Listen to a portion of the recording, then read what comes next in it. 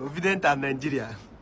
Please, please, please, make sure you listen to this man. This man has just pieces everything, all the cases about Tinubu in the court, all the cases filed against him. Just listen to this man. This man is so brilliant. He has cleared everything. Just listen and share.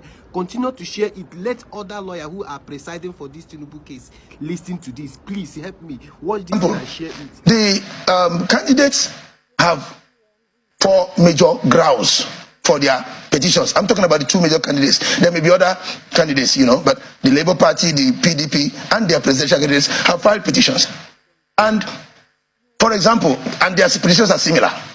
The summary of it, which is they are challenging the declaration of the APC candidate as president-elect on one major ground, that the constitutional requirement for that declaration was not met at all, and therefore INEC ought not to have made that return. They feel very strong about it, whether rightly or wrongly. And they hinge that on section 134, subsection 2, A and B of the Constitution, which says that for you to be declared the president-elect, where there are more than 2 candidates, you must have scored to 25% of 2/3 of the votes in 2/3 of the states of the federation and the federal capital territory.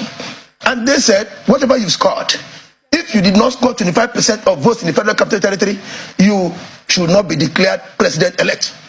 Now, they have their reasons. The other parties feel, no, it doesn't. It's wrong in law.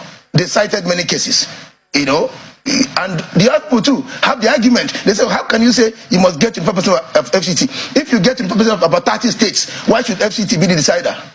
The other side of people are saying, no, you must interpret the law the way it is. We lawyers have various modes of interpretation. We have the golden rule, the Jusdem generis rule, and all the other rules. But the basic is the literal rule, where the law is literally clear. Don't add anything to it. And the law says you must have 2/3 of this 25% of 2/3, and means conjunction, and means plus, and means including, and means together with. And they now raise the argument that what if WAEC said, the university said you must get English and Maths before you are admitted to read medicine, and you now get 8 other credits, 10 credits, but you lack English, you lack medicine. Would they admit you? The answer is no. So if that's what the law says, that can be decided by the tribunal. It doesn't need 180 days. You can call the lawyers, because the result for FCT is on the table. INEC has the certified result. It's online. If this party did not make 25%, come, all councils, come and address us. The tribunal can invite the parties, come and address us one day or 2 hours. Does this lack of 25%, is it fatal or it's not? And after addressing, the tribunal can adjourn to the next day and give its decision, and even tell you that I will give you reason later. That's what section 285 sub 8 empowers them to do. Now, if that fails and does not disqualify the APC candidate, you can go to the next one, which is the grounds of the opposition under section 115 of the Electoral Act, which forbids double nomination. Section 115D specifically forbids a candidate from taking nomination forms and filling nomination forms for 2 elective positions. It even went further to criminalize that misadventure in section 115 subsection K, 1K, by saying that the person will even be sentenced to 2 years imprisonment if you are found to have filled 2 nominations.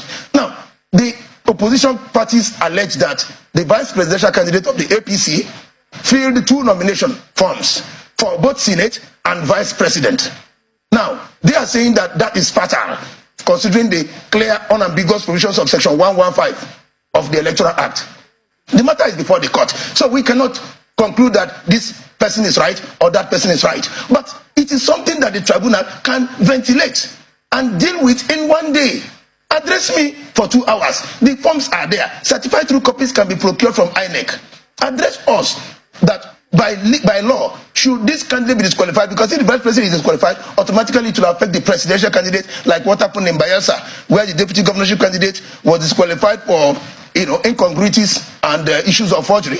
Automatically, that was what affected Leon, who was the APC governorship candidate, who was already conducting his parade for swearing in the next day, and the Supreme Court judgment came, and that was it. PDP became the governorship, became in charge of governor of Bayelsa State. That exactly is what will happen, because it's a joint ticket. Once one is affected, it affects the other. If they go for that. If they go for that. And that does not require 7 days, because it does not require calling of witnesses. It requires getting the certified true copies and the parties addressing the court on what the law says on that. Now, assuming you scale that second hurdle, there is the third hurdle, the issue of the non-forfeiture, non-committal forfeiture that will happen in the United States of America for $460,000. Was it fatal?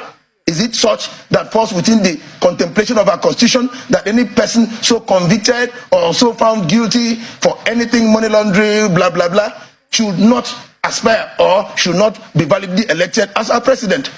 That again is sub judice. I can't stay here now and say this is the correct argument or the other one. But the parties are strongly contesting that is an issue. If it is so, it doesn't also require you to call witnesses from the 734 local government. No. All you need to do is someone, whoever can give you certified true copy of that judgment, which you're already seeing online, and get the parties to address the court. What is the legal effect of this on the candidacy of the APC? 1 week is enough for that. 1 day for this party, 1 day for that party, 1 day for that party. And the tribunal adjourns for 2 days and delivers judgment. You know, all your submission so far points to the fact that the delays in resolving political issues as regards elections are caused by the lawyers themselves. In some cases, yes. In fact, in most cases, yes. Because I'm not trying to blow the trumpet for our judges. They are there to do the work, and they are ready. Some of them sit till evening. You won't know, except some of us know that sometimes the tribunal sits on Saturdays and Sundays and sits even late into the night and are willing to do the job. But sometimes some of we lawyers come with all kinds of applications which they must listen to based on Section 36 of the Constitution, which guarantees fair hearing. So that is what we are calling for here is, that's why I used the initial word, judicial proactivity. That's the best word I can use for it. I can't say judicial activism. You don't want radicalized judiciary. But there can be judicial proactivism where the judiciary now takes the temperature, gauges the mood of the country, and say, wait a minute, we are not here for decoration. We are an independent arm of the government. We have the executive, we have the legislature, we have the judiciary. Elections have been conducted by the executives. The legislature has made the electoral acts that enable that election to go on. Now it is on our table as the judiciary. We have the final say, and we must say it as it is without caring whose ox is God.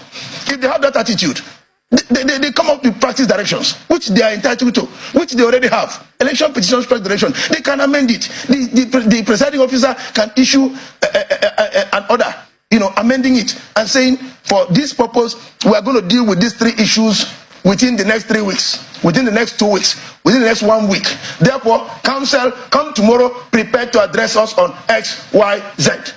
It's only when these 3 fail that you now talk about calling witnesses from all the states that some of the candidates claim they had more votes. The PDP candidate claimed he got more votes in Adamawa than was accredited to him. He got more votes in Rivers than was accredited to him. The Labour Party candidate claims that he got more votes in Lagos, more votes in Rivers, more votes in Plateau, more votes in Kaduna that was credited to him, and that if those votes are actually returned back to Labour Party, like the case of Lagos where the PDP person even came on air and said Labour Party got 955,000 votes, but they were given 550 votes. Now, if those 400 votes they are calculating is all given back to Labour Party claims that it got majority of lawful votes in the election. PDP claims so. APC also claims so. So that is the one that may require you to call witnesses, look into IREB, as you said, look into, the details of beavers. But we don't, and we must not get to that. If any of these 3 issues I have mentioned comes out successful, so the tribunal can, because of the mood of the country, where you see people feel restless. And let me tell you why it's very important. Section 13 of the Constitution.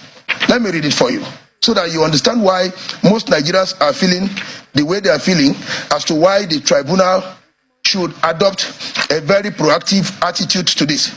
I read Section 13 of the Constitution. It says, it shall mandatorily, it shall be the duty and responsibility of all organs of government and of all authorities and persons, organs of government including judiciary, and of all authorities and persons exercising legislative, executive, and judicial powers to conform to